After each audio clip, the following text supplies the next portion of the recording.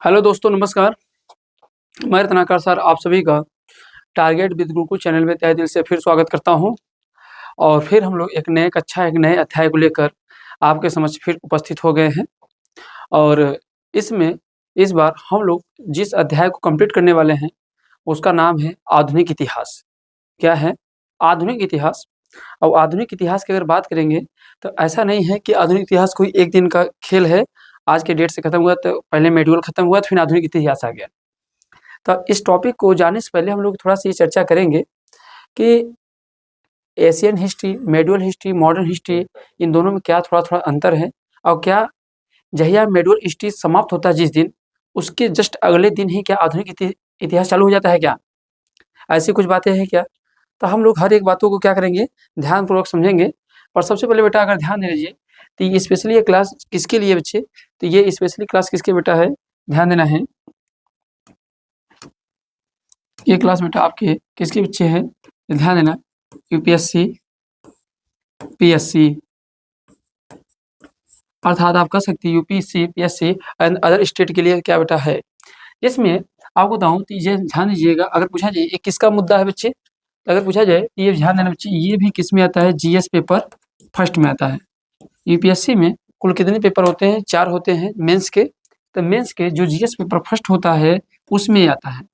अब ये मन में आता है कि सर इसका प्री में कितने क्वेश्चन आते हैं, क्योंकि ध्यान देना जब यूपीएससी का आप एग्जाम देंगे या स्टेट पीसीएस का एग्जाम देंगे तो इसमें एक तो बेटा आपका क्या होगा, सी सेट का एग्जाम होगा बेटा, और इसी में एक होता है जीएस का एग्जाम। तो जो जीएस वाले एग्जाम होते हैं प्री वाले में, तो प्री में कुल कितने क्वेश्चन यहाँ से आते हैं बच्चे? तो आप बताओ, अगर पूरा इतिहास अगर आप पढ़ रहे हैं तो पूरे इतिहास में से अगर देखेंगे तो 4 से 5 क्वेश्चन किसके हो जाते हैं बेटा? मॉडर्न हिस्ट्री हो जाते हैं। ठीक है। और वहीं पर सी सेट से भाई मतलब है नहीं, सी सेट तो क्वालिफाइंग नेचर का है, एक ऐसा बेटा है, तो क्वालिफाइंग नेचर का एग्जाम होता है। और उसके बाद जब आप जीएस पेपर फर्स्ट में जाते हैं, ऑप्शनल मेंस में जाते हैं बच्चे, मेंस में जाते हैं, तो मेंस में बेटा आपके कम से कम 60 से 70 नंबर के क्वेश्चन यहाँ से भी आ जाते हैं।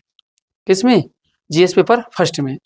तो जीएस पेपर फर्स्ट के लिए ये बहुत इंपॉर्टेंट हो जाता है बेटा, और अपने समझ के लिए भी बहुत क्या हो जाता है? इंपॉर्टेंट हो जाता है। और इसके अलावा बच्चे आप चाहे तो जो भी बच्चे ऑल वनडे कोई भी एग्जाम दे रहे हैं, ऑल वनडे एग्जाम वाले बच्चे भी इसे देख सकते हैं। पर स्पेशली ये क्लास जो है बेटा किसके लिए है? यह state PCS and the UPSC के लिए है, जिसमें अभी मैं आपको एक सेशन जो है एक जियोग्राफी को लेके चल रहा हूँ बेटा, एक जियोग्राफी का सेशन लेके चल रहा हूँ, जिसमें मैं आपको इंडियन जियोग्राफी पढ़ा रहा हूँ बेटा। क्या पढ़ा रहा हूँ? इंडियन ज्योग्राफी पढ़ा रहा हूँ। और ये दूसरा सेशन उसी जीएस पेपर फर्स्ट का ही है, दूसरा है, जिसमें हम लोग क्या लेके चल रहे हैं बेटा? हिस्ट्री। किसको ले चल रहे हैं? हिस्ट्री को। और हिस्ट्री जो सेशन कंप्लीट करा रहा हूँ किसको कर रहा हूँ बेटा? मॉडर्न हिस्ट्री को। किसको कर रहा हूँ बच्चे? पहले हम लोग किसको पढ़ेंगे बच्चे? मॉडर्न हिस्ट्री को पढ़ेंगे ना। तो चलिए, आई होप आपको इतनी जानकारी तो हो गई होगी। तो आइए हम लोग क्या करते हैं बच्चे, क्लास को स्टार्ट करते हैं। और पहले क्लास को स्टार्ट करने से पहले इसमें ये देख लें बच्चे कि हमको मॉडर्न हिस्ट्री के अंदर कौन-कौन से टॉपिक हैं जो हमें क्या करने हैं? पढ़ने हैं ना। क्योंकि ये तो पता होना चाहिए ना कि हमारा सिलेबस क्या हो। देखो, आज के समय में सबसे बड़ी समस्या यही एक बनी हुई है कि लोग पढ़ाई तो कर रहे हैं, टीचर पढ़ा रहा है, बच्चे पढ़ रहे हैं। अच्छा, आपको अगर बुक की सोर्सेज़ बता दें बेटा, अगर हिस्ट्री की अगर बुक की सोर्स की बात करेंगे बच्चे, तो थोड़ी-सी बुक के बारे में जान लीजिए आप लोग। बुक के लिए बेटा सबसे बड़ी बात है, आप अगर एनसीईआरटी यूज़ कर रहे हैं बेटा तो किसको करेंगे? आर.एस. शर्मा का। ठीक है। और अगर मेडुअल के लिए अगर आप देख रहे हैं बेटा, मेडुअल के लिए देख रहे हैं तो किसको ले लेंगे बेटा आप लोग? सतीश चंद्रा को। किसको ले लेंगे? सतीश चंद्रा को ले लेंगे। और अगर मॉडर्न की बात करेंगे बेटा, अगर मॉडर्न आपको पढ़ने का मन कर रहा है बुक को, तो आप किसको ले लेंगे? ध्यान देना, बिपिन चंद्रा। किसको ले लेंगे? बिपिन चंद्रा को ले लेंगे। और स्पेक्ट्रम किसको ले लेंगे बच्चे? स्पेक्ट्रम। तो बुक के मामले में अगर बात करो तो सबसे पहले आप एनसीईआरटी। अब एनसीईआरटी बाद अगर आपको पढ़ना है, हाईली बुक पढ़ना है, तो आप किसको ले सकते हैं? सतीश चंद्रा को ले सकते हैं। और किसको? स्पेक्ट्रम ले सकते हैं। पर सबसे पहले आई होप, मैं ये नहीं कहता हूँ कि आप मेरे नोट्स को तैयार कर लेंगे तो आपका यूपीएससी में हर एक एग्जाम में जो भी क्वेश्चन आएगा सेलेक्ट हो जाएगा। पर सबसे पहली बात मैं कहूँगा ऑल ऑफ यू, सभी बच्चे को, कि जो आप पढ़ रहे हो, जिसको अपने हाथ से नोट्स को तैयार कर रहे हो, तो सबसे पहले 2 से 3 बार 4 बार अपने नोट्स को क्या करिए? ईमानदारी से पढ़िए। क्योंकि आप एक बात समझिएगा, सीधी-सीधी बात बताऊँगा, हर टीचर अपना-अपना पढ़ाने का उसका अलग-अलग तरीका होता है, हर लोगों का अपना-अपना मेथड होता है और हर किसी का उस मंजिल पे पहुँचाने का रास्ता भी क्या होता है, अलग-अलग होता है। तो मेरा मानना है कि अब सबसे बड़ी बात है कि आप जिस चीज़ को पढ़ रहे हो, जिस चीज़ को समझ रहे हो, अगर जो अपने हाथ से आपने हैंडराइटिंग में लिखा हुआ है, अगर आप उसे नहीं याद कर पा रहे हो, उसे नहीं समझ पा रहे हो, तो मैं कैसे इस बात का विश्वास रखूँ कि आप किताब को पढ़ पाएँगे, जो दूसरा कोई लिखा हुआ है। तो सबसे पहले आप लोग को क्या करना है, अपने नोट्स को मल्टी बार रिवीजन करना है और नोट्स को जब रिवीजन कर लेंगे, तब आप बुक की तरफ अग्रसर होंगे, तो आपको काफ़ी फ़ायदेमंद होगा। ठीक है? तो आइए, चलिए क्लास को स्टार्ट करते हैं और सबसे पहले देखते हैं बच्चे कि हमारे इसमें आधुनिक इतिहास में कौन-कौन से अध्याय है बच्चे, है ना? आइए प्यारे, तो अगर अध्याय की बात करेंगे, तो सबसे पहले बच्चे हम लोग पढ़ेंगे, इसमें जो सबसे पहला हमारा लोग का टॉपिक है, क्या बच्चे है? यूरोपीय कंपनियों का आगमन। तो सबसे पहले अगर मॉडर्न हिस्ट्री की बात करेंगे ना, तो मॉडर्न हिस्ट्री हमारा स्टार्ट ही कहाँ से होता है? यूरोपीय कंपनियों के आगमन से। ठीक है? तो यूरोपीय कंपनियों का आगमन तो पढ़ेंगे, पर इसके पहले हम समझें कि इतिहास होता क्या है ना? इसके बाद बेटा दूसरा अध्याय हमारे पास कौन है? प्रांतीय राज्यों का उदय। जैसे बंगाल क्षेत्र में जैसे आप देखने की कोशिश करेंगे, तो बेटा ये कुछ राज्य है, जैसे इधर क्या होंगे बेटा, मराठा हो गया, इधर बंगाल हो गया, इधर मैसूर हो गया, ठीक है? इधर क्या बेटा, अवध हो गया, हाँ, इधर निजाम का शासन हो गया। तो जो अलग-अलग क्षेत्रों में अलग-अलग शासक हैं, इनका उद्भव कैसे हुआ? है ही नहीं है? तो प्रांतीय राज्यों का क्या देखेंगे? उदय देखेंगे। फिर देखिए बच्चे तीसरा जो देखेंगे, ब्रिटिश साम्राज्यवाद एवं उपनिवेशवाद देखेंगे, कॉलोनियल सिस्टम देखेंगे कि कैसे भारत एक कॉलोनियल स्टेट बना ना, भारत कैसे अंग्रेजों का उपनिवेश बना, ये समझेंगे। साम्राज्यवाद क्या बेटा, समाजवाद क्या होता है, इसको समझेंगे। फिर ब्रिटिश वाणिज्यवाद समझेंगे, इनका व्यापार कैसे चला, प्रथम चरण, द्वितीय चरण इसका समझेंगे। फिर ब्रिटिश भू राजस्व व्यवस्था या कृषि का वाणिज्यीकरण, कृषि को भी कैसे व्यापार के अकॉर्डिंग जोड़ा गया, इन सभी मुद्दों को समझेंगे। फिर मराठा साम्राज्य का उदय एवं पेशवाओं का प्रशासन, क्योंकि बेटा जो ध्यान देना, जो मराठा साम्राज्य था ना, मराठा साम्राज्य जो था, वो जो उत्थान में तो था, पर आगे चलकर जो पेशवा पद था, जो वहाँ सबसे बड़ा पद होता था मंत्री का, सेना का सबसे बड़ा पद जो होता था क्या होता था, पेशवा। तो आगे चल के देखेंगे कि जो मराठा साम्राज्य का शासक थे, वह नाम मात्र कर रह जाते हैं और शासन कौन करता है, पेशवा। तो इनमें पेशवाओं का भी क्रम देखेंगे और इस तरीके से मराठा साम्राज्य जो राजा थे, उन राजाओं के भी क्या करेंगे, क्रम को देखेंगे। ठीक है ना? छत्रपति शिवाजी महाराज के बारे में ना, क्योंकि उन्होंने ही क्या किया था, मराठा साम्राज्य का नींव डाला था, उनको समझेंगे बच्चे। फिर 1857 की विद्रोह समझेंगे कि इसके पीछे क्या कारण था, इसका स्वरूप था और इसका प्रभाव क्या पड़ा। जब 1857 की क्रांति हुई, तो 1857 की क्रांति को कई लोग कई नजरिए से देखते हैं। कई लोग बोलते हैं कि हिंदू मुस्लिम का क्या था, षड्यंत्र था। कुछ लोग बोलते हैं सैनिक विद्रोह था, समझ रहे हैं। कुछ लोग कहते हैं बर्बर और अबर्बरों के बीच की क्या थी, ये लड़ाई थी।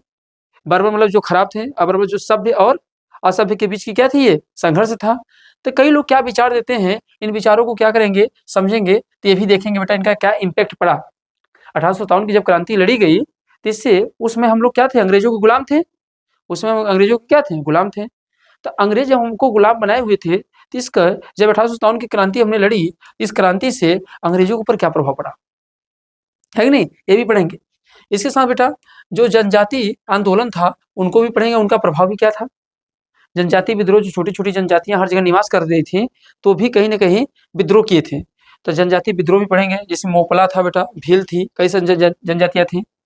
फिर सांप्रदायिकता को पढ़ेंगे। अब भारतीय राष्ट्रवाद के उदय के कारण, कि भारत में राष्ट्रवाद, अब राष्ट्रवाद का मतलब आप समझते हैं, देश के प्रति बेटा, राष्ट्रवाद का मतलब तो देश के प्रति बेटा स्नेह, क्या होता है बच्चे, स्नेह या प्रेम, लगाव। तो देश के प्रति आप कितना लगाव है, आपके देश को कोई कुछ कर नहीं सकता। तो देखेंगे हमारे देश के अंदर कैसे राष्ट्रवाद का बीज बोया गया, और इस राष्ट्रवाद का वर्तमान में भी देखेंगे इम्पैक्ट क्या पड़ रही है। आज देखेंगे राष्ट्रवाद की भावना सिर्फ किसके अंदर बची हुई है बेटा, सिर्फ किसके अंदर बची है, आर्मी। देश के अंदर राष्ट्रवाद के, आर्मी के अंदर राष्ट्रवाद की भावना भर भर के उन्हें देश के सरहदों पे, देश के बॉर्डर पे भेज दिया जाता है मरने के लिए। पर हम कह रहे हैं राष्ट्रवाद की भावना केवल क्या देश के जो सैनिक हैं, वो सैनिक केवल किसान के ही बेटे होंगे क्या, जो सैनिक होंगे सिर्फ किसान के ही बेटे होंगे, गरीबों के ही बेटे होंगे। इसमें राजनीतिक दल के भी तो लोग आए, जो बड़े बड़े नेता हैं, उनके भी लड़के तो जाए आर्मी में जाए, वो भी बॉर्डर पे जाकर बॉर्डर की सुरक्षा करें, उनके अंदर भी तो राष्ट्रवाद की भावना होनी चाहिए, पर वो देश सेवा नहीं करेंगे। देश सेवा कौन करेगा? किसान का बेटा करेगा, गरीब बच्चा करेगा। और उसके अंदर क्या डाला जाएगा? देश के अंदर देश की राष्ट्र भावना बोई जाएगी, और देश की राष्ट्र भावना की जब बीज बो दी जाएगी तो उसके अंदर सिर्फ एक ही चीज दिखाएगी, देश धरती हमारी क्या है? माँ है, और उसकी सुरक्षा करना हमारी जिम्मेदारी है, और उसके चक्कर में वो बलि चढ़ जाएगा। पर एक नेता का भी लड़का तो जाके मरे, एक नेता का लड़का भी तो शहीद हो। आज तक आपने देखा होगा 100 में से 99 लड़के किसानों के मरे होंगे, तब जाके 8 नेता का लड़का कहीं अगर शहीद हुआ हो तो हुआ होगा। तो राष्ट्रवाद की जो बीज है उसका इम्पैक्ट भी सकारात्मक और नकारात्मक दोनों दिखेंगे, है ही नहीं है। उसके अलावा बच्चे हम लोग क्या देखेंगे? नरमपंथी एवं गर्मपंथी रणनीति देखेंगे, क्रांतिकारी आंदोलन भी देखेंगे प्रथम चरण, और क्रांतिकारी आंदोलन का बेटा क्या देखेंगे? द्वितीय चरण देखेंगे। ब्रिटिश सरकार के संवैधानिक में सुधार, कि ब्रिटिश ने भारत के अंदर कैसे संवैधानिक सुधार लाने का प्रयास किया। अब इसको आप लोग इस टॉपिक को जब आप पढ़ रहे थे क्या भारत का संविधान, तो भारत के संविधान समय भी आपने पढ़ा था 1773 के रेगुलेटिंग एक्ट से लेकर 1947 तक, कि पहले ईस्ट इंडिया कंपनी के द्वारा कैसे भारत को नियंत्रण करने का प्रयास किया गया। फिर वहीं 1857 के बाद देखेंगे 1858 से एक्ट से क्या हुआ, डायरेक्ट ब्रिटिश सरकार भारत को नियंत्रण करने की कोशिश की। तो कैसे नियंत्रण की, क्या देखेंगे, सारी चीजों को देखेंगे। पर यहाँ देखेंगे किसके आधार पर देखेंगे बेटा? सब कुछ देखेंगे हिस्ट्री के आधार पे, ठीक है। उसके बाद होम रूल आंदोलन भी देखेंगे बच्चे, ये भी हमारे अध्याय का है। और इसके बाद बेटा हमारे पास क्या है? गांधीवादी एवं गांधी युग है। हाँ, फिर किसान आंदोलन का कारण परिणाम और भारत छोड़ो आंदोलन हो गया। हाँ, भारतीय स्वतंत्रता एवं विभाजन, तो भारत की स्वतंत्रता कैसे मिली, और फिर भारत का विभाजन कैसे हुआ, भारत पाकिस्तान का डिवाइड हुआ ना, इस डिवाइड के पीछे कहानी क्या है बेटा? और आज़ादी के बाद का इतिहास, जब हमारा संविधान बन गया तो उसके बाद भी क्या कहानी रही, क्या किस तरीके से हमारे यहाँ सरकार बनी, कैसे राजनीतिक पद स्थापित हुए, कैसे देश का एकीकरण हुआ, इन सभी मुद्दों को क्या करेंगे आज़ादी के बाद। तो ये सभी अध्याय को देखेंगे। तो एक प्रकार से अगर इन सभी मुद्दों को हम लोग पढ़ लेते हैं और लास्ट बेटा डाल देते हैं 20 नंबर पे बेटा एक लेसन और, जिसका नाम है विविध। विविध का मतलब होता है कि कुछ ऐसा कोई टॉपिक जो छूट गया है तो हम उसे बाद में क्या करेंगे, मेंशन कर लेंगे। तो बोलो भाई, यहाँ तक की बातें तो आप लोग को क्लियर हो गया, आपके सिलेबस से आप रूबरू हो गए हैं, ये सारे सिलेबस को पढ़ने हैं। पर बेटा हम लोग सिलेबस पे हमारा पहला चैप्टर क्या है? क्या चैप्टर है बेटा? यूरोपियों का आगमन। पर इसको पढ़ने से पहले ये तो जाने ना कि इतिहास होता क्या है ना, क्योंकि पहले ये तो जान लें कि इतिहास होता क्या है बेटा, फिर इतिहास का विभाजन कैसे हुआ, है ही नहीं। तब हम लोग क्या करेंगे, अपने टॉपिक पे एंटर करेंगे बच्चे। आइए तो देखिएगा बच्चे, यहाँ तो मैंने सारी चीज बता दिया बेटा। अगर मैं अगली पॉइंट पे चलेंगे, आइए तो इतिहास क्या है। सबसे पहले बेटा हेडिंग ही हमारे पास है कि इतिहास है क्या। अच्छा, यूपीएससी के आधार पे ये क्यों प्रासंगिक है ये भी समझेंगे ना। इतिहास क्या है बच्चे? देखो बच्चे, इतिहास क्या है पहले आप तो समझे। देखो, इत प्लस हास ना, मतलब सीधी सीधी अगर मैं अपने भाषा में कहा जाए, अतीत में अतीत की जो कहानियां हैं, मतलब जो बीती हुई कहानियां हैं, वही क्या है बच्चे, इतिहास है। पर इससे तो हमारी बात चलने वाली है नहीं, है कि नहीं।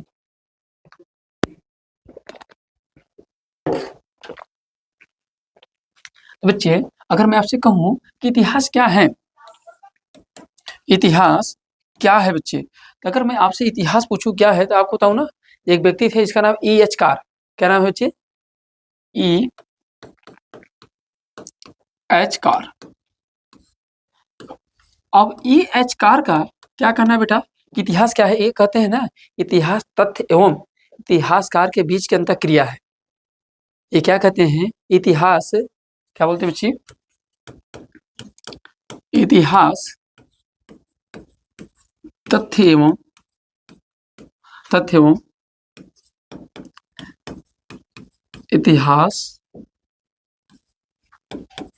इतिहासकार। बेटा क्या बोलते हैं? इतिहास तथ्य एवं इतिहासकार के बीच अंतःक्रिया है, के बीच अंतःक्रिया है। अब इसका मतलब क्या हो बच्चे? अगर इतिहास तथ्य एवं इतिहासकार के बीच की अंतःक्रिया है तो इसका मतलब क्या है? अब देखो मेरी बात को, जैसे मान लीजिए कोई इतिहासकार है, कोई इतिहासकार है और किसी चीज की उसने क्या किया बच्चे, खोज किया। क्या किया बच्चे, खोज।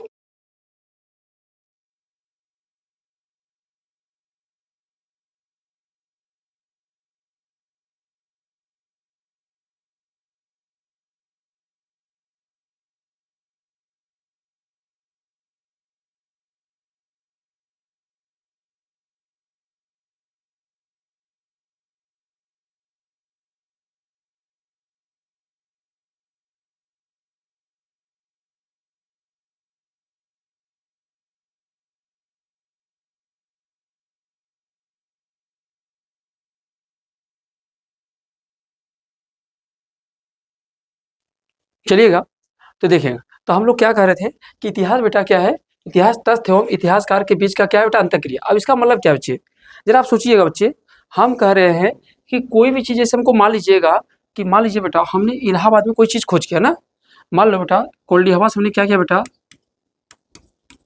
कोल्डी हवा। कोल्डी हवा कहाँ बच्चे है, इलाहाबाद में है बेटा। तो कोल्डी हवा इलाहाबाद में हमने क्या खोज किया, तो खोज किया तो वहाँ क्या निकला बेटा, धान की भूसी पाया गया। तो जो धान की भूसी पाया गया, तो हम कह रहे हैं कि अगर धान की भूसी मान लीजिए हमने खोज किया, तो हम इसके बारे में जो भी तथ्य बताएंगे वही तो लोग जानेंगे, है कि नहीं है। तो वही बात उन्होंने कहा कि इतिहास तथ्य एवं इतिहासकार के मध्य के बीच के अंतःक्रिया है। मेरी बात समझ पाए नहीं समझ पाए। इनका कहना था कि सीधा सीधा इतिहास जो है वो क्या है, और कुछ नहीं, कि जो तथ्य हमको आज इतिहास में जो भी तथ्यों का हम अध्ययन कर रहे हैं और वो तथ्य जिसने खोजा है, उन दोनों के बीच क्या है, अंतःक्रिया है। वही बेटा एक लोग और है जिनका नाम है क्रोचे। क्या नाम बेटा, एक और व्यक्ति है जिनका नाम क्या है, क्रोचे। क्रोचे इतिहासकार क्या कहते हैं बच्चे, क्रोचे। क्रोचे का क्या कहना बच्चे, क्रोचे ये कहते बच्चे ना, कहते हैं ना इतिहास समसामयिकी है। इनका क्या कहना है, इतिहास क्या बेटा, इतिहास सम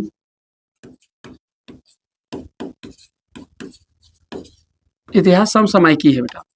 मतलब कि आप इसे समझिएगा, इतिहास समसामयिकी है। इसका मतलब क्या होता है बच्चे कि इतिहास का अध्ययन हमेशा वर्तमान परिप्रेक्ष्य में ही करेंगे।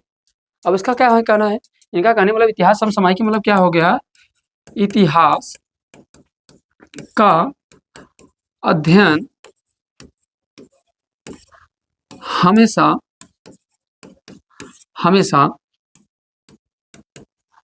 वर्तमान परिप्रेक्ष्य में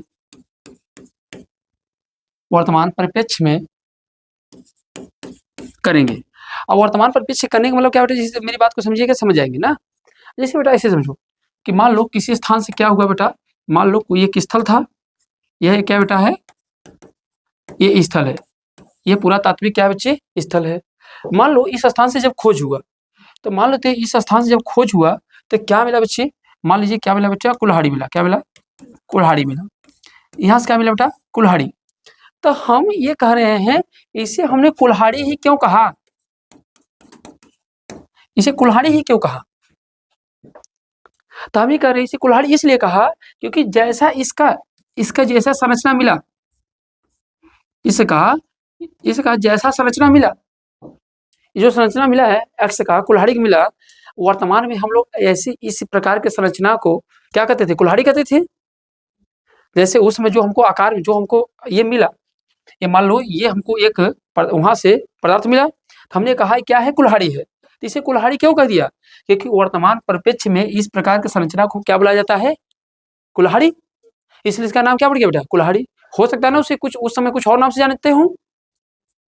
जैसे अगर मान लो बेटा यहीं से क्या मिल गया बेटा, चूल्हा। क्या मिल गया बच्चे, चूल्हा। तो चूल्हा मिल गया, तो हम इसे चूल्हा क्यों कह रहे हैं,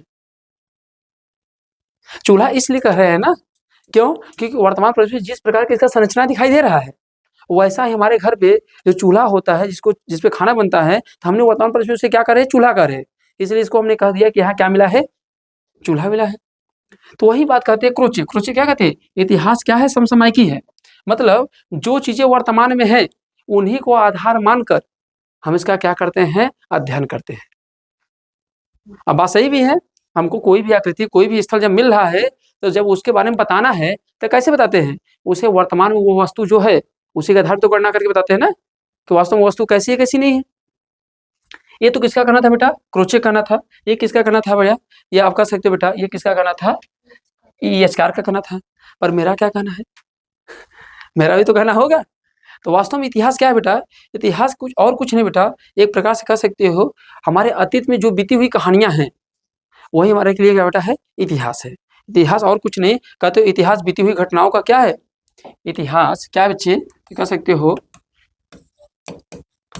इतिहास, क्या बोल सकते हो बेटा? इतिहास बोल सकते हैं बीती हुई, इतिहास बीती हुई घटनाओं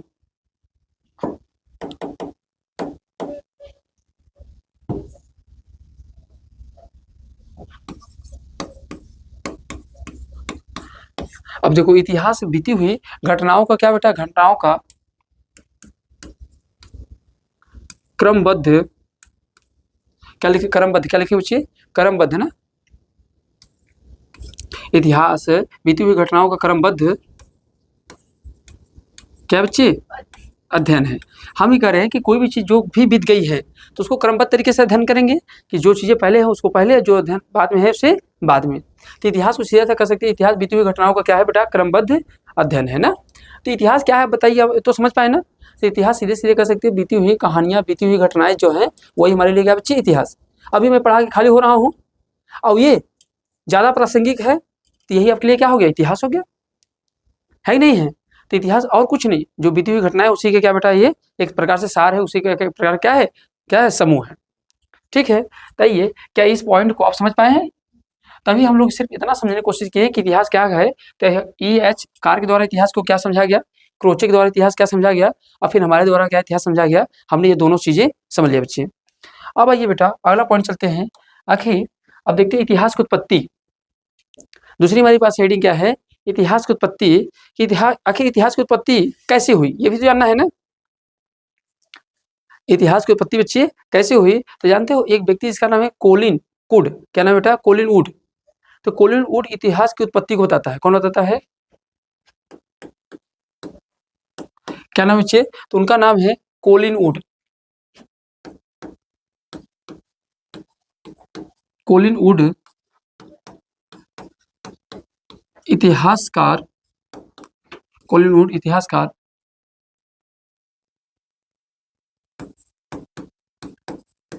इतिहास के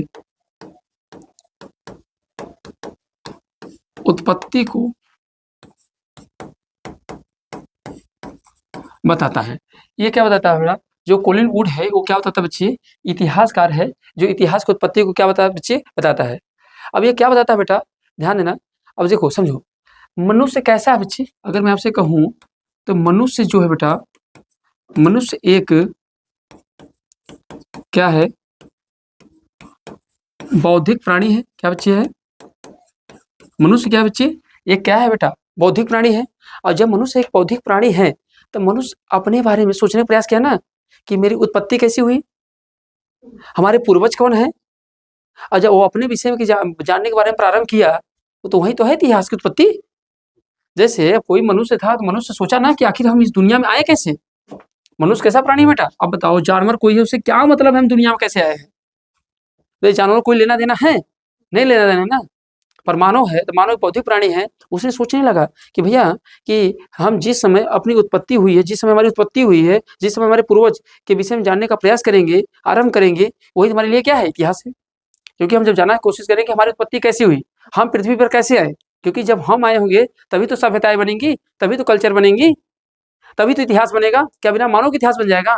अरे जानवरों के लिए कोई इतिहास थोड़ी होता है भाई, जानवर थोड़ी इतिहास पढ़ते हैं। इतिहास कौन पढ़ता है? मानव।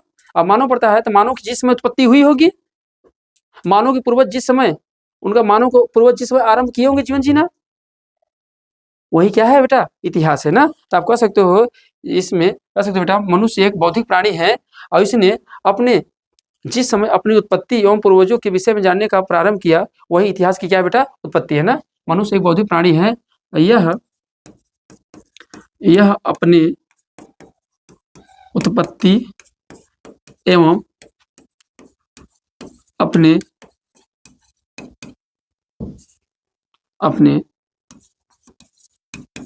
पूर्वज के बारे में जानने का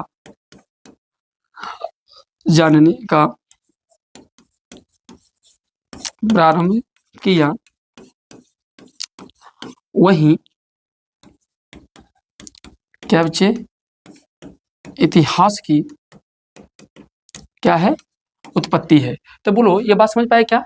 तो कोलिन लूट क्या कहता है, इतिहासकार कहता है इतिहास की उत्पत्ति बताता है कि मनुष्य एक बौद्धिक प्राणी है। क्या बच्चे, बौद्धिक प्राणी है, और यह अपनी उत्पत्ति और अपने पूर्वज के बारे में जब जानने का प्रारंभ किया तो वही इतिहास की क्या हो गई, उत्पत्ति, वही से इतिहास की क्या हो गई, जन्म हो गई। अब इतिहास को धीरे धीरे पढ़ना हम लोग क्या कर दिए बेटा, चालू कर दिए। तो ये बात तुम समझ पाए कि इतिहास की उत्पत्ति हुई कैसे। पर अब हमको सबसे बड़ा इंपॉर्टेंट ये है कि आखिर इतिहास का अध्ययन प्रारंभ कब किया गया। इतिहास के बारे में इतना जानने कि इतिहास को एक सब्जेक्ट के रूप में हम लोग कब मानना चालू कर दिए, है कि नहीं है भाई? तब इतना जान ले तब तो सिलेबस चले ना। अब बताइए हम लोग पढ़ते चले जाए और इतिहास के सिलेबस के बारे में जानबे नहीं करें कि आया कैसे, है क्या, कम से कम इसके बारे में क्या क्यों कैसे है जानना जरूरी है।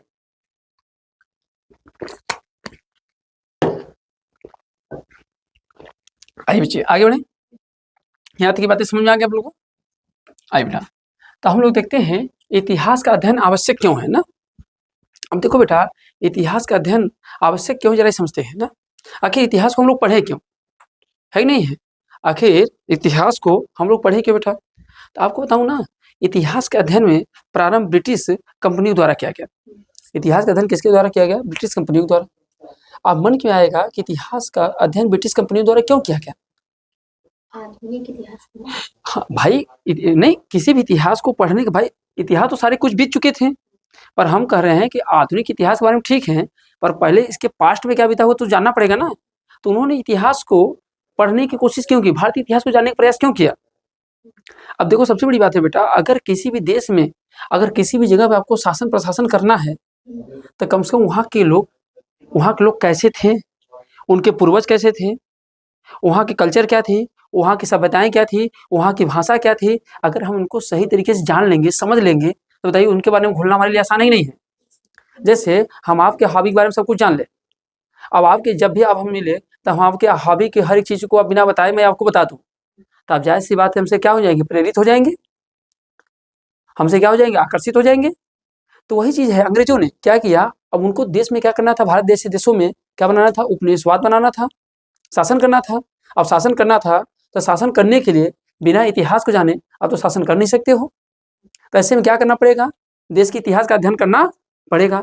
अब ऐसे में जब देश के अध्ययन करने के उन्होंने प्रयास किया तो वहीं से देश के अध्ययन प्रारंभ करें, तो वहीं से हमारे देश के इतिहास की प्रकाष्ठा क्या हो लगी, बढ़ने लगी।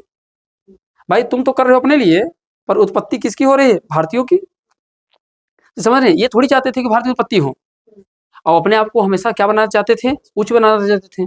तो जैसी बात भारत में इतिहास जब इन्होंने अध्ययन करना चालू किया था बेटा, उसी समय क्या हुआ, 1784 में विलियम जोन्स ने एशियाटिक सोसाइटी अब बंगाल की क्या की स्थापना की। और जब ऐसा क्या हुआ, जो एशियाटिक सोसाइटी जो थी बेटा, एशियाटिक सोसाइटी थी, उसकी उन्होंने क्या किया बेटा, स्थापना किया। और उस स्थापना के तहत इतिहास को एक सब्जेक्ट के रूप में मान्यता दिया। इतिहास भी अपने आप में क्या है बच्चे, एक विषय है। तो एशियाटिक क्या है बेटा, पूरा एशियाटिक सोसाइटी बंगाल 1784 में इसकी स्थापना हुई, और 1784 के बाद से इतिहास को एक विषय के रूप में, एक इसे पीजी के रूप में हम लोग क्या किए, पढ़ना चालू किए। तो बात समझ पाए बेटा कि इतिहास का अध्ययन क्यों बेटा। तो इतिहास के अध्ययन का प्रारंभ अगर पूछा जाए बेटा, तो ध्यान देना, इतिहास के अध्ययन का प्रारंभ, इतिहास के अध्ययन का बेटा प्रारंभ ब्रिटिश कंपनियों द्वारा, क्या बेटा, ब्रिटिश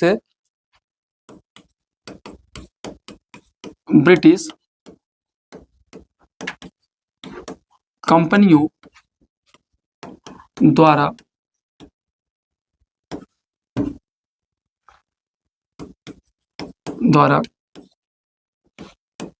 किया गया। अब मन में आया क्या बेटा, क्यों किया गया, क्योंकि भारत पर क्या करना था, शासन करने के लिए बेटा, क्या करने के लिए, भारत में शासन करने के लिए बेटा क्यों किया गया, तो ध्यान देना है, भारत में शासन करने के लिए, भारत में शासन करने के लिए। और कोई भारत में शासन कब कर सकता है बेटा, कब कर सकता है, कब कर सकता है बेटा, तो कब कर सकता है, तो उसके लिए बेटा हमको क्या, वहाँ सभ्यता, वहाँ की जो बेटा क्या है बच्चे, तो वहाँ के हमको क्या पता होना चाहिए बेटा, वहाँ की सभ्यता क्या बच्चे, वहाँ की भाषा क्या बेटा, वहाँ का धर्म कैसा बच्चे, ठीक है नहीं, जैसे वहाँ की सभ्यता कैसा, वहाँ धर्म कैसा, वहाँ संस्कृति कैसी है कि नहीं है, वहाँ की संस्कृति कैसी बेटा, वहाँ की परंपराएं कैसी चल रही हैं, वहाँ की परंपराएं कैसी है, अगर इन सभी चीज़ों को अगर जान लेंगे तो इन सभी, वहाँ का साहित्य कैसा बेटा, है कि नहीं है, साहित्य, तो कह सकते हो बच्चे एक तरीके से जब किसी भी देश में आपको शासन प्रशासन करना है तो वहाँ के शासन प्रशासन करने के लिए कम से कम वहाँ की कल्चर क्या चल रहे हैं, वहाँ की भाषा क्या है, वहाँ धर्म क्या है, वहाँ संस्कृति क्या है, वहाँ परंपरा क्या है, अब रहन सहन कैसा बेटा वहाँ पे, है कि नहीं है, रहन सहन कैसा बच्चे, उसके साथ साथ बेटा खान पान कैसा है साहब।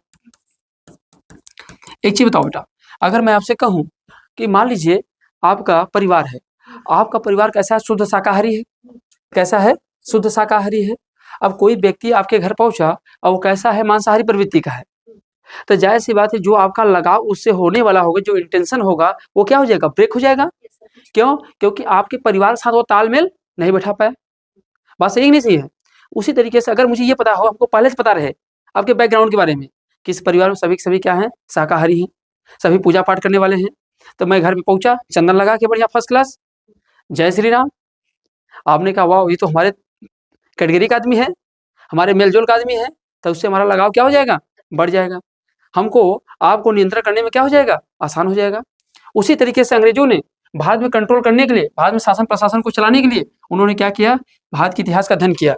और जब भारत के इतिहास का अध्ययन करोगे तभी तो पता चलेगा ना कि हमारी कल्चर कैसी थी, यहाँ के लोग बोलते क्या हैं, आप बताओ, हर एक व्यक्ति जाके पूछोगे कि आप किस भाषा में बोलते हैं भैया। हमारा भारत ऐसा वैविध्यमूलक देश है, इस वैविध्यमूलक देश में कई प्रकार की भाषा बोलने वाले लोग हैं। दक्षिण भारत में चले जाएंगे वहीं पे तमिल, तेलुगु, कन्नड़, कई सारे भाषा हैं। उत्तर भारत में चले गए पंजाबी, मराठी, हाँ, खड़ी बोली कौरवी, राजस्थानी, ढूंढारी, पहाड़ी हिंदी, कई सारी हिंदी बोलने वाले बेटा। बिहार में चले भोजपुरी बोलेंगे, अवधी, मगधी, भाई मगधी कहाँ बोलेंगे, बिहार में भोजपुरी कहाँ बोलेंगे, बिहार बोलेंगे, बघेली, छत्तीसगढ़ी, तो कई सारे भाषा हमारे भारत के अंदर विद्वान है। बताओ एक अंग्रेज आएगा, हर व्यक्ति से पूछे कौन भाषा जानते हो भाई, कौन भाषा जानते हो, तो उसका जीवन तो सिर्फ इतने बीत जाएगा कि केवल भाषा केवल ढूंढने में कि कौन कौन भाषा बोलने वाले हैं। तो इससे अच्छा ऑप्शन हमारे पास क्या है कि क्यों ना इनके जो इतिहास है उन्हीं को अगर खंगाला जाए तो सारी बात ऑटोमेटिक खुद ही पता चल जाएगी। तो इसीलिए बच्चे उन्होंने क्या किया बेटा, भारत की स्थिति को जानने का प्रयास किया। अब इसी को लेकर बेटा जब इन्होंने क्या किया, इसका अध्ययन किया, तो क्या हुआ, 1784 में एशियाटिक सोसाइटी ऑफ बंगाल की क्या की, स्थापना की ना। 1784 में एशियाटिक सोसाइटी ऑफ बंगाल की स्थापना क्या किया बेटा, एशियाटिक सोसाइटी ऑफ बंगाल की क्या किया गया बच्चे, स्थापना किया गया। और स्थापना किया गया, और इस स्थापना किसने किया था बेटा, इसके अगर पूछा जाए स्थापना किसने किया था, विलियम जोन्स ने किया था। किसने किया था बच्चे, विलियम जोन्स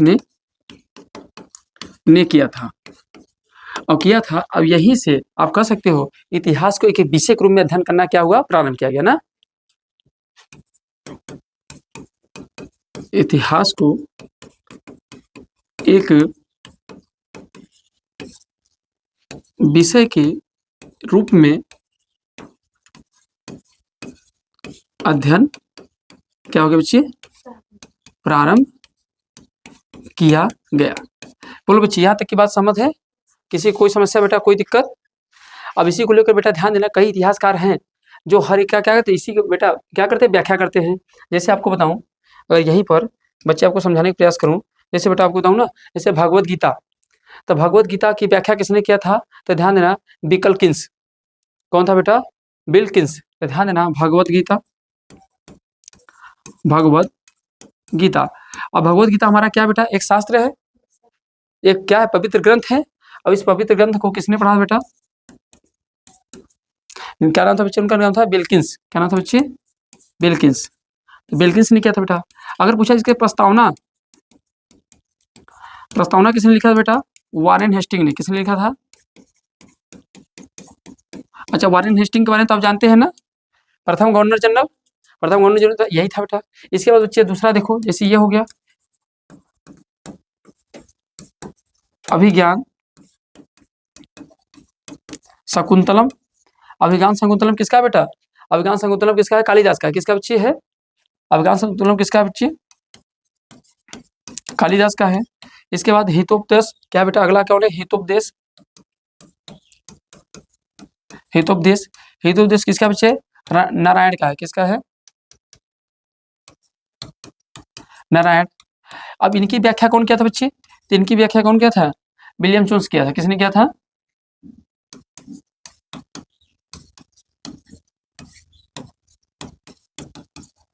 इसके अलावा बच्चे अगर आपसे मैं कहूं मनुस्मृति, बेटा कौन सी? मनुस्मृति। तो मनुस्मृति किसने किया था बेटा? ये कोड ऑफ जेंटू लॉ। किसने किया था? ये कोड ऑफ जेंटू लॉज। अब बच्चे इसी बताओ, अब कोई इतिहासकार भगवत गीता पढ़ रहा है, क्यों पढ़ रहा है ना मन में तर्क? आखिर कोई इतिहासकार है, कोई विदेशी व्यक्ति है, हमारे भगवत गीता क्यों पढ़ रहा है? उसे क्या लेना देना? उसे बाइबल पढ़ना चाहिए। पर हमारे देश के भगवत गीता क्यों पढ़ रहा है? अभिज्ञान शकुंतलम को क्यों पढ़ा? कालिदास ने लिखा है। हितोपदेश को क्यों पढ़ा? मनुस्मृति को क्यों पढ़ रहा है? क्यों? क्योंकि जब सभी बुकों को पढ़ा तो उसे भारत की स्थिति के बारे में क्या हुआ? पता चला। भारत के भाषा के बारे में पता चला, भारत के कल्चर के बारे में पता चला कि यहाँ के लोग कैसे हैं, कितना लोग धर्म से जुड़े हैं, कितने लोग धर्म से नहीं जुड़े। बेटा समझ रहे हैं? तो आप समझ आए बेटा कि इतिहास पढ़ना आवश्यक क्यों है। अब बेटा सबसे बड़ी बात है, इतिहास को पढ़ना बहुत जरूरी क्यों है? क्योंकि हमको ये पता होना चाहिए ना, हमारे अतीत में जो घटनाएं घटी हैं, हमारे अतीत में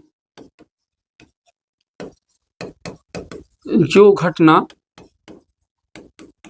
घटी है, और जब बेटा कोई घटना घटी तो मान लेते हैं किसी साम्राज्य का क्या हुआ था? बहुत बड़ा विस्तार हुआ।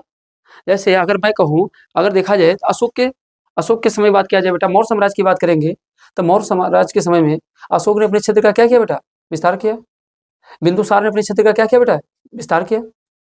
पर वही उसके बाद जब राजाएं आते हैं तो धीरे धीरे किसी साम्राज्य का इतना बड़ा विस्तार हुआ, किसी साम्राज्य का इतना बड़ा विस्तार हुआ। अगर मैं कहूँ, अगर टोटल उस समय कितने जनपद थे? 16 महाजनपद थे। और उस समय बेटा 16 महाजनपद थे, और 16 महाजनपदों में से सिर्फ अगर आपसे कहा जाए तो मौर्य साम्राज्य का ही उत्थान क्यों हुआ है? नहीं सॉरी, मगध साम्राज्य का ही उत्थान क्यों हुआ? अगर मैं कहूँ, अगर उस समय बेटा इतिहास में कुल कितने जनपद थे? 16 महाजनपद थे। और 16 जहाँ बेटा 16 जो महाजनपद थे, इस 16 महाजनपदों में से आप देखेंगे तो मगध साम्राज्य का ही उत्थान होता है। आखिर मगध साम्राज्य का ही उत्थान क्यों हो गया बच्चे? तो जायज सी बात है, जब मगध साम्राज्य के उत्थान के बारे में हम लोग पढ़ेंगे तो जायज सी बात, पहली बात तो मगध साम्राज्य क्या बेटा था? दोआब। क्या बच्चे?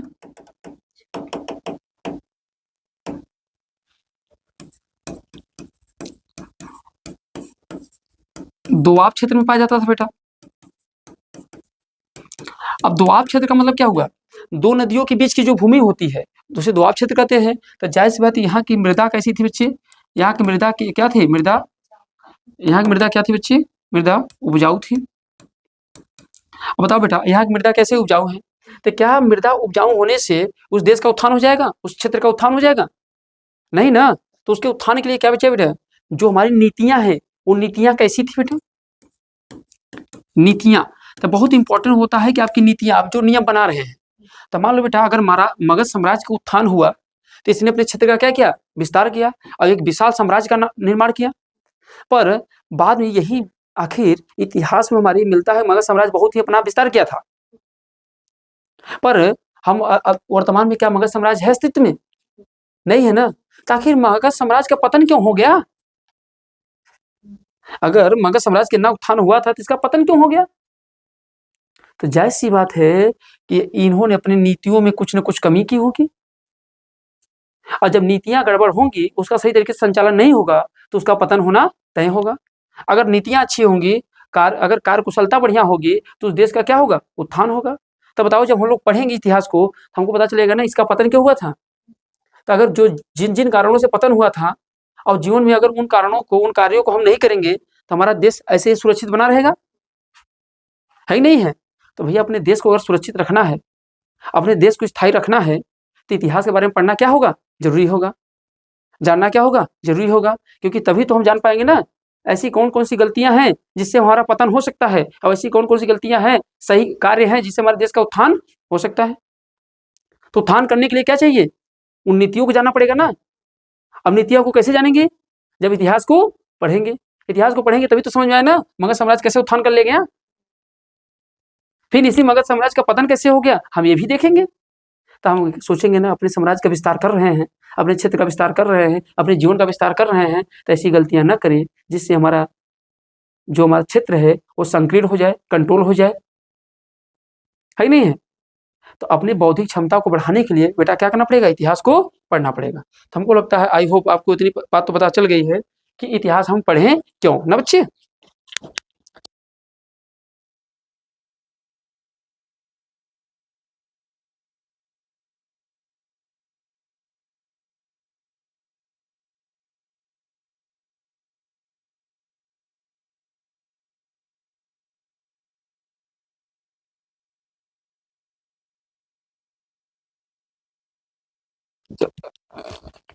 अगर यहाँ तक की बातें आप समझ में आ गए होंगे, तो आइए हम लोग आगे बढ़ते हैं ना।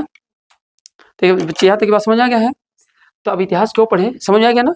अब कोई कहेगा तो जवाब दे पाएंगे उसके। तो हर एक चीज को विथ कंसेप्ट, एकदम कंसेप्ट सहित पढ़िए, क्योंकि यूपीएससी यानी कंसेप्ट। अगर कंसेप्ट क्लियर है किसी चीज के बारे में, तो आपको शब्द कमी नहीं पड़ेंगे। अब मैं ये भी कहता हूँ, हर कोई कहता है कि भैया आंसर राइटिंग शुरू से कर दो ना, पहले उसके बारे में जानो समझो तब लिखो ना यार। और जो जानते ही नहीं हो तो आंसर राइटिंग क्या करोगे? तो पहले क्या करो, उसके बारे में जानो, पहले समझो उसके बारे में, नोट्स को 2 से 3 बार रिपीट करो, तब जाके आपकी तैयारी बेहतर होगी, तब आपके पेन डोलेंगे। प्री निकालना तो आसान है बेटा, सबसे इंपॉर्टेंट चीज है किसकी होती है? मेंस की। इसीलिए मैंने कहा डायरेक्ट मेंस की तैयारी करनी, ना कि प्री की। मेंस करो, प्री अपने आप हो जाएगा, है कि नहीं है। चलिए आइए बच्चे, अब हम लोग देखते हैं इतिहास का विभाजन। क्या देखते हैं बेटा? इतिहास का विभाजन। अब इतिहास का जो विभाजन है बेटा, तो इतिहास का विभाजन एक व्यक्ति है जिनका नाम है जेम्स मिल। क्या नाम है बच्चे? जेम्स मिल।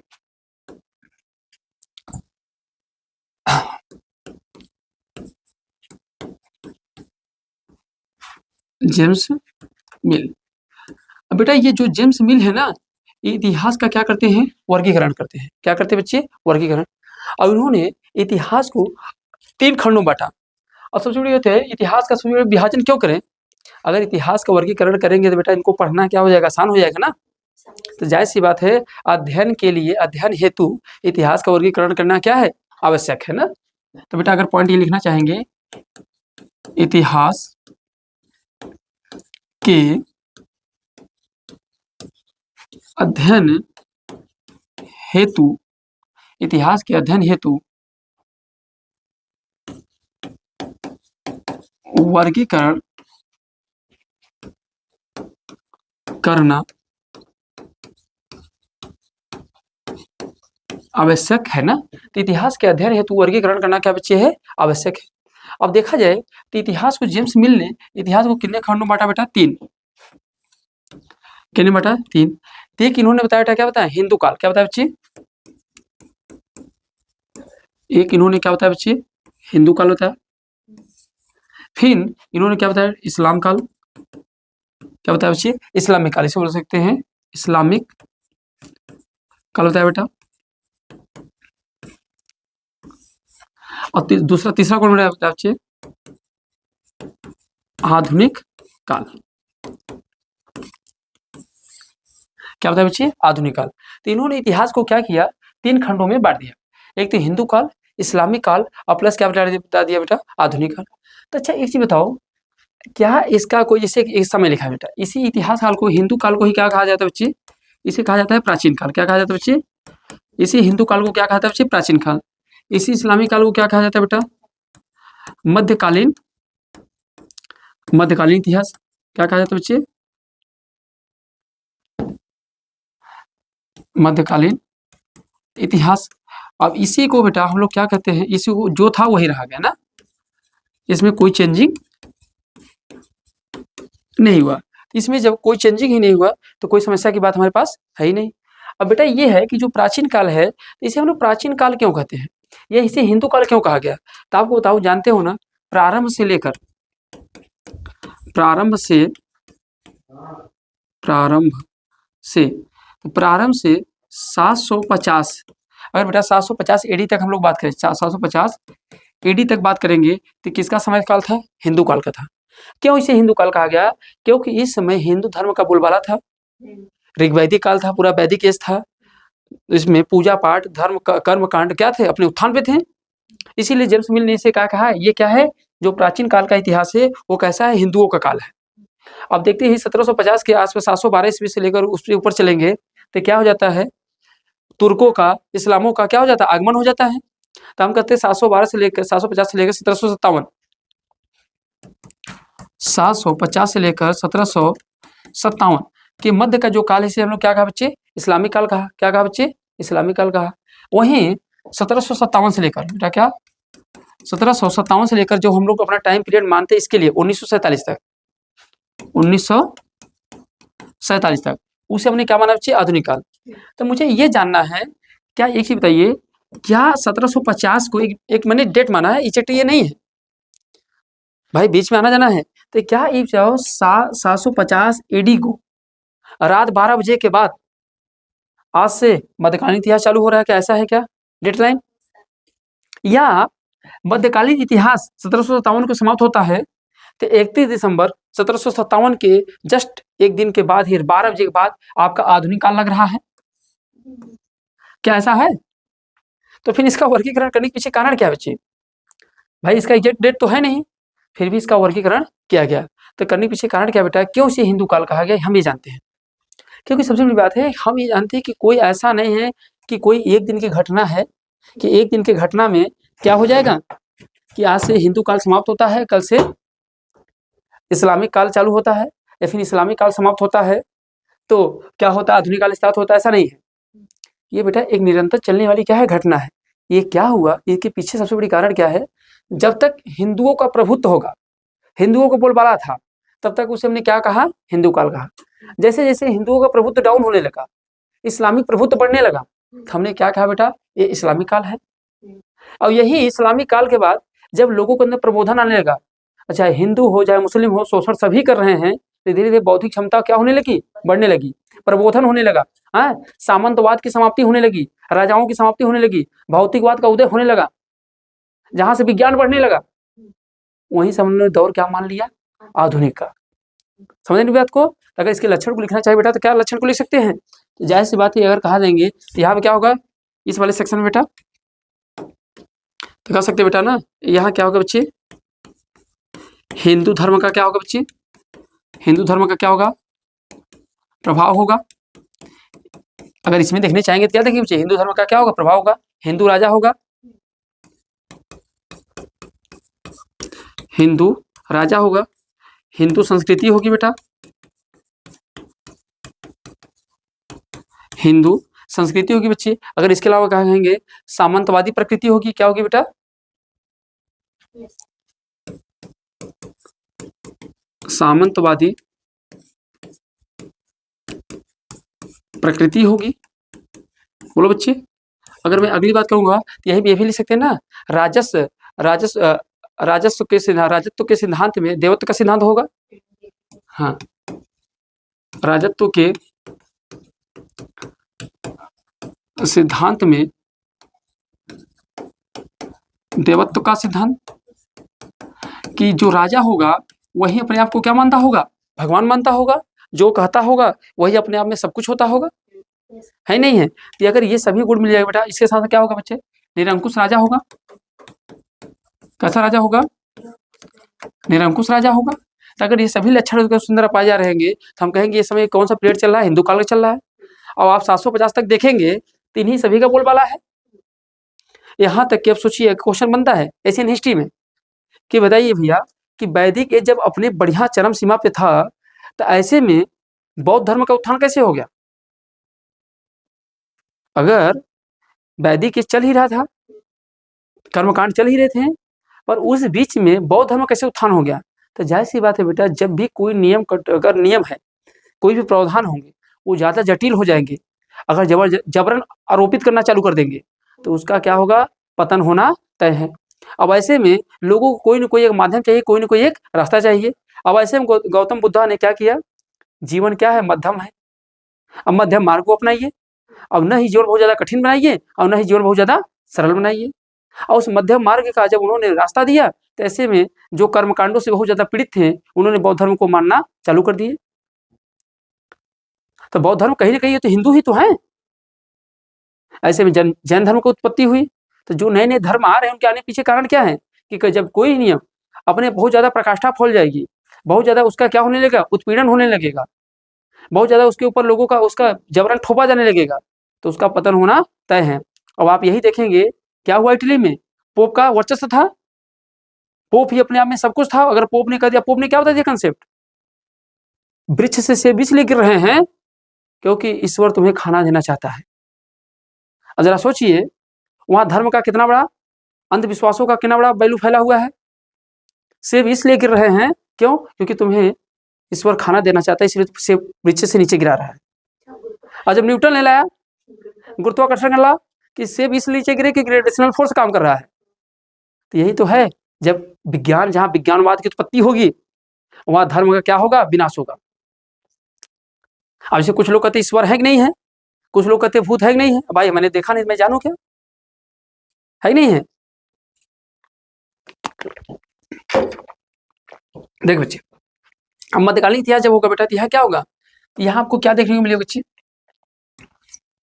यहाँ क्या मिलेगा, तो आप कह सकते हो केंद्रीकृत राजनीतिक व्यवस्था मिलेगी, केंद्रीकृत राजनीतिक व्यवस्था।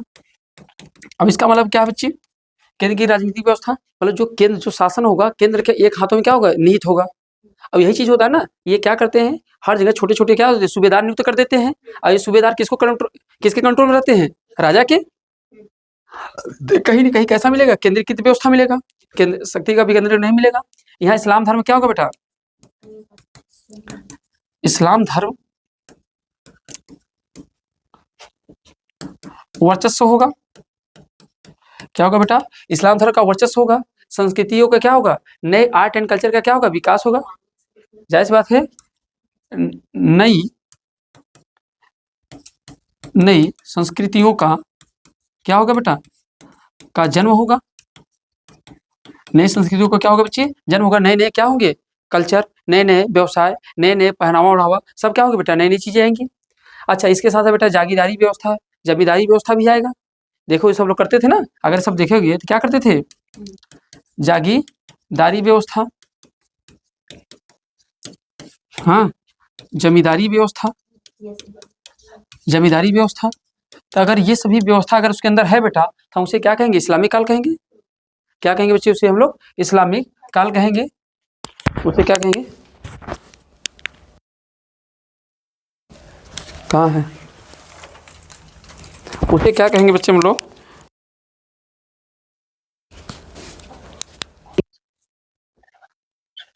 चलिए तो हम उसे क्या कहेंगे बेटा, केंद्रीकृत राजनीतिक व्यवस्था वहाँ शामिल होगा, इस्लाम धर्म का वर्चस्व होगा, नई संस्कृतियों का जन्म होगा, जागीरदारी व्यवस्था होगी, जमींदारी व्यवस्था होगी। अगर ये सभी उसके अंदर विद्यमान हैं तो मानिए क्या बेटा है, मध्यकालीन इतिहास है। एक मैं आपको पैमाना बता रहा हूँ कि कौन कौन से ऐसे लक्षण हैं जिनको देखेंगे तो आप कह देंगे मध्यकालीन इतिहास है। अब जैसे जैसे बेटा इनका पतन चालू होगा, जैसे केंद्रीकृत राजनीतिक व्यवस्था डाउन होगी, इस्लाम धर्म का क्या होगा, वर्चस्व खत्म होगा, नई संस्कृतियां समाप्त होंगी, जागीरदारी व्यवस्था समाप्त होगी, प्रबोधन चालू हो जाएगा, तो वहीं से क्या चालू हो जाएगा बेटा, आधुनिक काल। जब विज्ञानवाद भौतिकवाद के बाद बढ़ेगी तो जाहिर सी बात है जो धर्म होगा, जो ये लोग अपने, जैसे कुरान अपने आप को मानते हैं, कुरान जो कहेगा वही सही है। और भैया जबरी मान ले, कुरान जो कहेगा वही सही है। अब कुरान में कहा गया है, क्या कहा गया बेटा, कुरान में हलाला का नियम दिया गया है। हलाला बताइए बहुत ही खराब नियम है। ऐसे में महिलाओं का क्या हो रहा है, शोषण हो रहा है। जो मुस्लिम महिलाएं हैं उनका क्या किया जा रहा है, शोषण किया जाता है हलाला के नाम से। अब तलाक बताओ, 3 बार आपने कहा तलाक तलाक तलाक, तो तलाक हो गया। अब तलाक के बाद अगर वो महिला दोबारा अपने पति के साथ रहना चाहती है तो उसे 9 महीना शादी करके दूसरे घर में रहना पड़ेगा। उसे अपने पवित्रता का क्या देना पड़ेगा, परीक्षण देना पड़ेगा। ऐसे में उस औरत का क्या हो रहा है, शोषण हो रहा है। तो बताइए ये कहाँ का नियम है भाई। तो हम मानते हैं ऐसे नियम को विरोध करते हैं हम। अब तो कहीं लॉ आ गया, 3 तलाक लॉ आ गया। इसके पहले नहीं था तो कितना बड़ा शोषण था, है ही नहीं है। तो क्या हुआ, ये कैसे समाप्त हुआ, इस्लाम का जो ये प्रभुत्व था कैसे समाप्त हुआ। क्यों, धीरे धीरे लोग विज्ञानवाद की तरफ बढ़ रहे भैया। आप जबरन ये थोड़ी कर सकते हो भाई। अरे अग्नि परीक्षा केवल महिलाएं ही देंगे, पुरुष भी तो देंगे। तुम भी अपनी पवित्रता का लक्षण दो, तुम नहीं दोगे महिला देगी, ये कौन सी बात है। तो बेटा अगर आधुनिक काल की बात करेंगे तो आधुनिक काल के लक्षण में क्या देखेंगे बेटा, यहाँ क्या मिलेगा, पुनर्जागरण होगा। क्या होगा बच्चे, पुनर्जागरण। जागरण, पुनर्जागरण मतलब क्या होता है बेटा, प्रबोधन। प्रबोधन का मतलब होता है नए बुद्धियों का क्या होना, उत्पत्ति होना। साइंस की तरफ क्या होना बच्चे, आगे बढ़ना। सामंतवाद की क्या होगी बच्चे, यहाँ पे बताइए, समाप्ति। सामंतवाद की समाप्ति क्या होगी बच्चे, सामंतवाद की क्या हो जाएगी बेटा, समाप्ति होगी। भौतिकवाद का क्या होगा, भौतिकवाद का क्या होगा बेटा, उद्भव होगा। विज्ञानवाद मतलब क्या होगा बच्चे, आगे बढ़ेगा। राष्ट्रवाद की प्रवृत्ति दिखाई देगी, क्या होगी बच्चे, राष्ट्रवाद की प्रवृत्ति दिखाई देगी। मतलब देश के लिए क्या उठेगा बेटा, प्रेम उठेगा। अगर ये सभी चीजें आएंगे तो इसे हम लोग क्या कहेंगे बच्चे, आधुनिक काल के नाम से जानेंगे। तो बोलो क्या ये बात समझ पाए आप लोग। तो हम लोग ये समझ पाए बेटा कि वास्तव में इतिहास होता क्या है ना। इतिहास होता है क्या, इतिहास की उत्पत्ति कैसे हुई, इतिहास का अध्ययन क्यों आवश्यक है, और इतिहास का वर्गीकरण क्यों जरूरी है। तो हमने इन बातों को क्या किया बच्चे, समझा कि वास्तव में इतिहास होता क्या है। अब हम लोग जो पढ़ेंगे, क्या पढ़ेंगे बेटा, अब हम लोग चलते हैं अपने फर्स्ट यूनिट की तरफ, इंटर करते हैं। हमने अभी तो क्या ले थे, बेसिक परिचय ले रहे थे। अभी तक हम लोग क्या रहे बेटा, बेसिक परिचय। तो आपको एक बात और समझा दो बेटा, फिर आगे बढ़ता हूँ। जैसे यहाँ पे चलिए ठीक है जगह है, बताते हैं। देखो जो भी बच्चे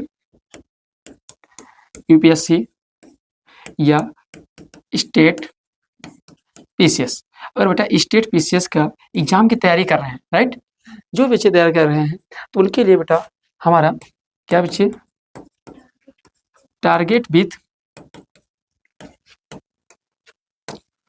गुरुकुल। तो target with Gurukul YT channel पे, यूट्यूब चैनल पे बेटा आप आइए। यहाँ भी जस्ट अभी क्या स्टार्ट हुआ बच्चे, आपको ज्योग्राफी चालू किया गया है, ज्योग्राफी। और ज्योग्राफी में कौन सा चालू किया गया बच्चे, इंडियन ज्योग्राफी स्टार्ट किया गया बेटा, इंडियन ज्योग्राफी स्टार्ट किया गया है। और दूसरा बेटा आपका स्टार्ट हुआ है मॉडर्न हिस्ट्री। क्या स्टार्ट हुआ बेटा, मॉडर्न हिस्ट्री। ये 2 टॉपिक स्टार्ट हुआ है। और शाम को डेली यूट्यूब पे बेटा लाइव आएंगे 8 से, हो सकता है टाइम भी डिसाइड कर बता देंगे। साइंस, साइंस, हाँ साइंस में अभी जो चलेगा बेटा आपका क्या चलेगा, जनरल साइंस चलेगा। क्या चलेगा, जनरल साइंस चलेगा। अब ये स्पेशली जो होंगे किसके लिए बेटा, यूपीएससी के लिए होंगे, पीसीएस के लिए होंगे बेटा। हाँ पर इसे चाहेंगे तो अदर बच्चे भी क्या कर सकते हैं, पढ़ सकते हैं। तो साइंस के सेशन पहले बेटा हम लोग क्या करेंगे, जनरल साइंस पढ़ेंगे, उसके बाद फिर हम लोग साइंस एंड टेक पे चलेंगे। क्योंकि जनरल साइंस जब जानते रहेंगे तब टेक के मामले को समझना हमारे लिए क्या होगा, आसान होगा। समझे बच्चे। अच्छा इसके अगर आपको पीडीएफ चाहिए बेटा, अगर इसके पीडीएफ, अगर आपको पीडीएफ चाहिए बेटा तो इसके पीडीएफ कहाँ मिलेंगे, हमारे टेलीग्राम चैनल है बेटा। टेलीग्राम चैनल पे चलिए, ये टारगेट विद ग्रुप के नाम से ही है, उससे मिल जाएगा। या तो बेटा मेरा व्हाट्सएप ग्रुप है बेटा 8922065554। फिर तो बेटा ये जो आपकी क्लास है टोटल जो है क्या है, टोटल फ्री है यूट्यूब पे। आप चाहें इस क्लास का आनंद ले सकते हैं और पढ़ाई करिए अपना, और हम आपके साथ हैं। बस रेगुलर आपको क्या है, पढ़ने की ज़रूरत है। बाकी क्लासेस मैं आपको प्रोवाइड कराता रहूँगा। हफ्ते में आपकी 6 दिन बेटा क्लासेस रहेंगी, ये दोनों के। और जो 7वां दिन होगा बेटा, 7th डेज होगा, उस दिन हम लोग टेस्ट लेंगे। और टेस्ट किसका लेंगे, जो हमने टॉपिक कंप्लीट कर लिया। जैसे आपको मैंने जनरल ज्योग्राफी कंप्लीट कर दिया है, इसके बाद इंडियन पॉलिटी कंप्लीट कर दिया है, इन्वायरमेंट कंप्लीट कर दिया है। तो इन सभी सेशनों का क्या होता रहेगा, टेस्ट होता रहेगा। ठीक है, तो चलिए आज क्लास को हम यही रखते हैं, क्योंकि आज छोटा क्लास रखते हैं और यूरोपियों को आगमन जो होगा अगले क्लास से स्टार्ट करते हैं। ठीक है, तो मिलते हैं अगले क्लास में, तब तक के लिए सभी को जय हिंद जय भारत।